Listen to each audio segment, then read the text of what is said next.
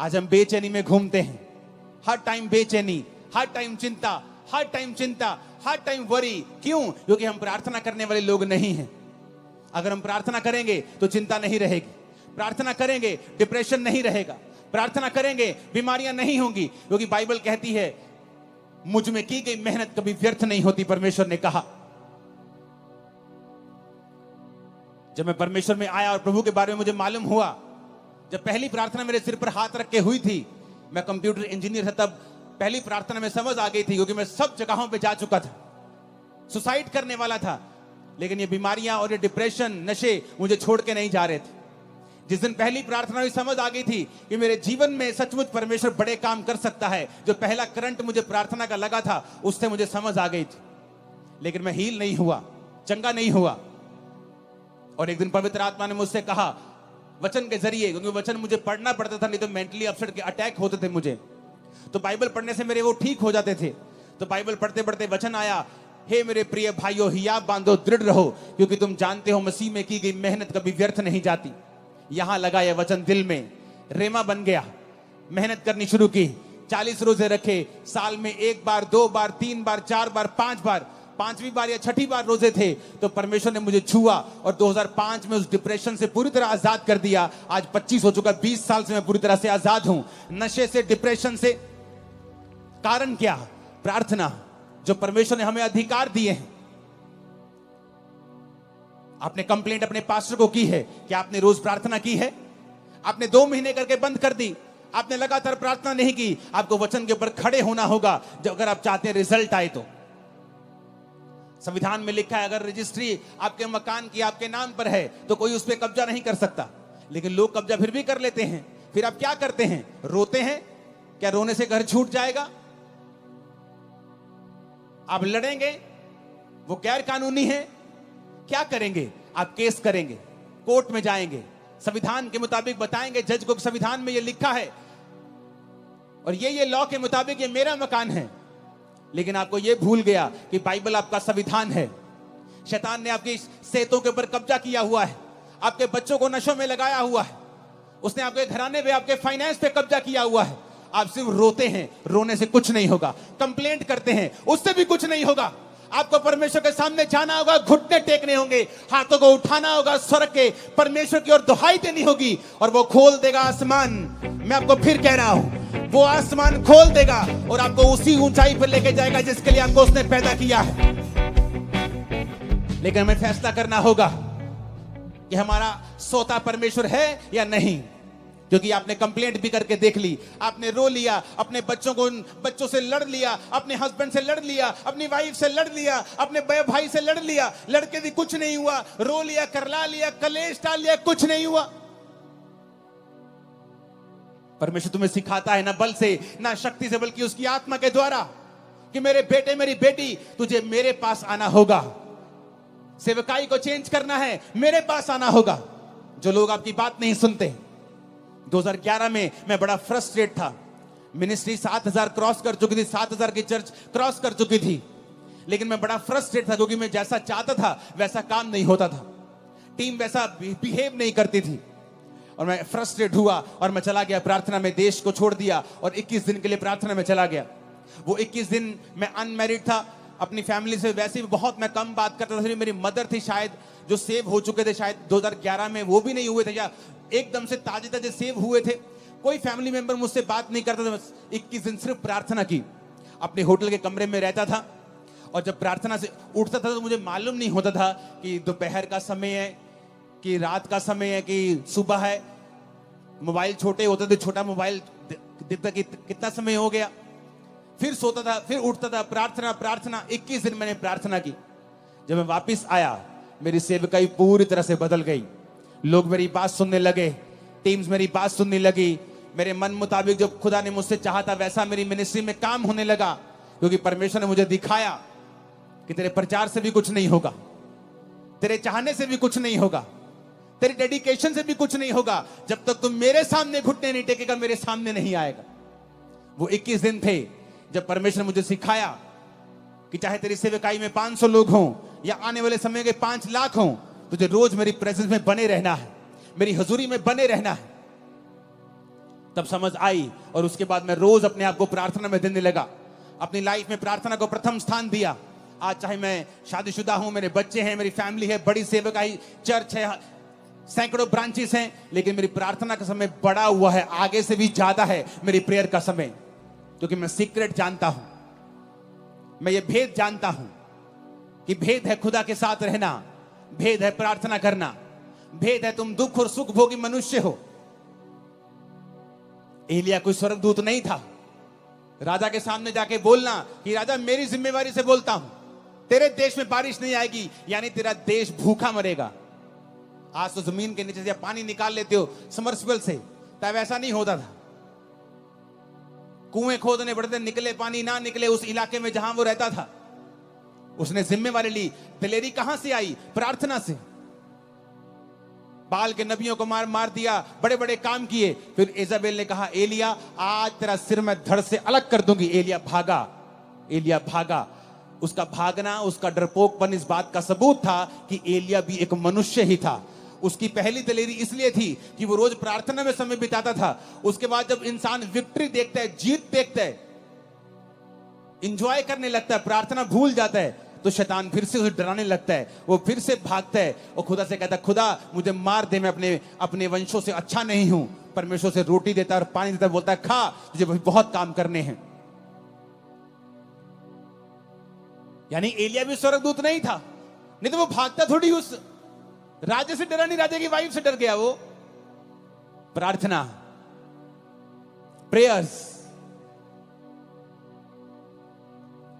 जब बड़े बड़े क्रूसेड्स होते हैं, लाखों लोग आते हैं क्रूसेड्स, लोग बोलते हैं अगले दिन आओ एंजॉय करते हैं, चलो आनंद मनाते हैं। हाँ आनंद करो, कोई बात नहीं, लेकिन अगली मीटिंग के लिए मुझे फिर खुदा की प्रेजेंस में ही जाना है, क्योंकि पिछले मसे से मैं अगला संडे नहीं चला सकता हूं। मैं अपने सोर्स को समझता हूं, अपने सोते को समझता हूं कि वो परमेश्वर है। जिस दिन आप ये समझ जाएंगे कि सब बातें परमेश्वर की ओर से होंगी। आप पौलुस को पढ़ के देखो, जब वचन कहता है कि उस औरत ने बपतिस्मा लिया, उसके घराने ने बपतिस्मा लिया, उसके बाद पढ़ के देखो क्या हुआ। अगर आप 16 से लेकर 40 आयत तक पढ़ेंगे प्रेरितों के काम की, आपको मालूम होगा उसके बाद पौलुस की जिंदगी में बहुत से रास्ते परमेश्वर ने खोले। बड़ी जगहों के ऊपर वो गया सुसमाचार सुनाने के लिए, और आगे के आगे वो चलता गया। क्यों? उसकी जिंदगी जो थी वो प्रार्थना वाली जिंदगी थी।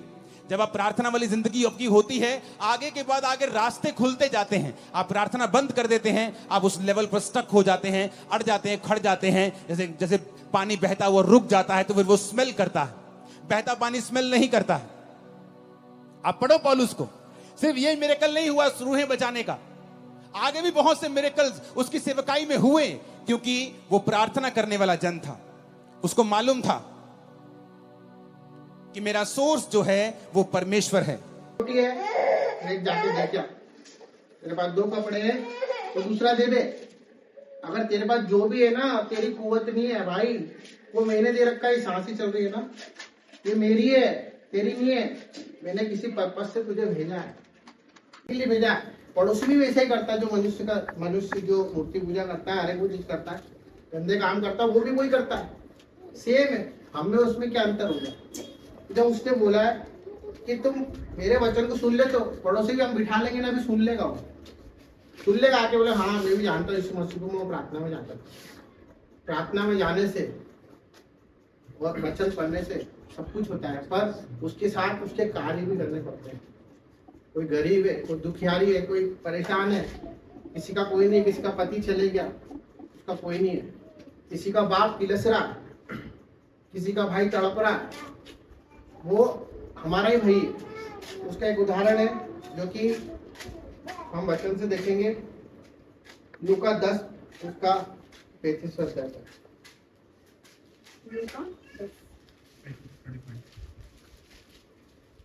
दूसरे दिन उसने 2 दिनार निकाल कर, हाँ यही है उसका 30 से 35 तक। यीशु ने उत्तर दिया, एक मनुष्य यरूशलेम से यरीहो को जा रहा था कि डाकुओं ने घेर कर उसके कपड़े उतार लिए और मार पीट कर उसे अधमरा छोड़ चले गए। और ऐसा हुआ कि उसी मार्ग से एक याजक जा रहा था, परंतु उसे देख के कतरा कर चला गया। इसी रीति से एक लेवी उस जगह पर आया, वह भी उसे देख के कतरा कर चला गया, परंतु एक सामरी स्त्री वहां आ निकला वहां आ निकला और उसे देखकर तरस खाया। उसने उसके पास आकर उसके घाव पर तेल और दाखरस डालकर पट्टियां बांधी और अपनी सवारी पर चढ़ाकर सराय में ले गया और उसकी सेवा टहल की। दूसरे दिन उसने 2 दीनार निकालकर सराय के मालिक को दिए और कहा, इसकी सेवा टहल करना और जो कुछ तेरा और लगेगा वो मैं लौटने पर तुझे भर दूंगा। हालेलुया। हालेलुया। ये कौन था? सामरी। सामरी के विषय आप सब जानते, परमेश्वर को नहीं जानता था, जानते थे या नहीं जानता था, पर वो कार्य को जानता था करना, क्योंकि उससे पहले एक याजक आया, फिर लेवी आया। वो याजक कौन? जो आराधनालय में प्रार्थना गृह में रहते हैं, याजक, प्रेस्ट, वो लोग छोड़ के चले गए। प्रार्थना करते थे इसके लिए, पढ़े रहने दो, खून बंद हो जाएगा, है ना, ठीक हो जाएगा अपने आप। नहीं, जो नहीं जानता था उसने उठाया, उसने उसको पहुंचा, उसको लेके गया, उसको अस्पताल में भर्ती कराया और ये भी बोला दूसरे दिन कि जो पैसा लगे वो भी मैं दूंगा। फॉर एग्जाम्पल सिंपल दी कि अभी इन्होंने टेस्टिमनी दी थी कार्य करने की, मुझे मालूम मेरे बहन भाई सब इंटरनल करते हैं, पर ये बात मनन किए तो दीदी ने एक बेसहारा को सहारा दिया, समझ दी उसको, बोला कि नहीं तू उठ, तू कैंसर में नहीं है, मैं तेरे लिए प्रार्थना भी करूंगी, तेरे साथ चलूंगी भी सही। हालेलुया। तो वो उदाहरण है कि हम कार्य को भी करें।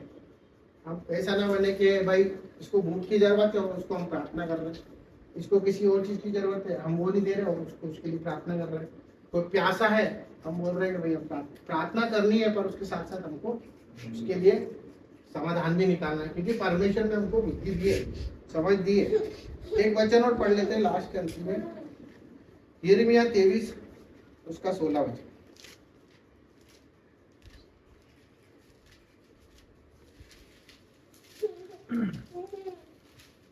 सेनाओं के यहोवा ने तुमसे यो कहा है, इन भविष्यद्वक्ताओं की बातों की ओर जो तुमसे भविष्यवाणी करते हैं कान मत लगाओ, क्योंकि ये तुमको व्यर्थ बातें सिखाते हैं।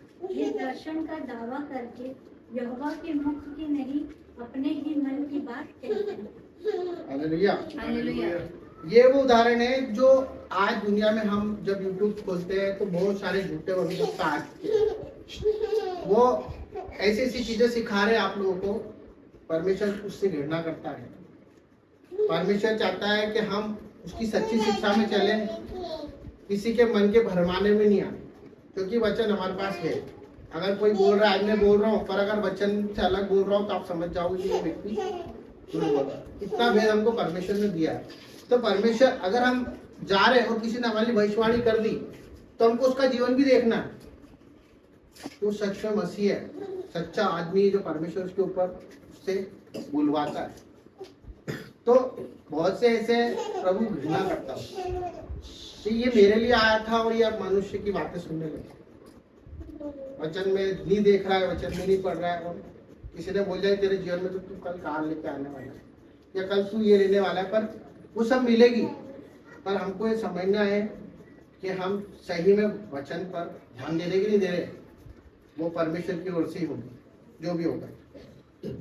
फिर से हम वही वचन पढ़ेंगे जो कि यूहन्ना 14 का 23 जो शुरू में मैंने पढ़ा है, मैं खुद पढ़ देता हूँ। इसलिए पढ़ेंगे क्योंकि सब हमने पढ़ लिया है, तो बहुत सारी नेगेटिविटी चीजें थी।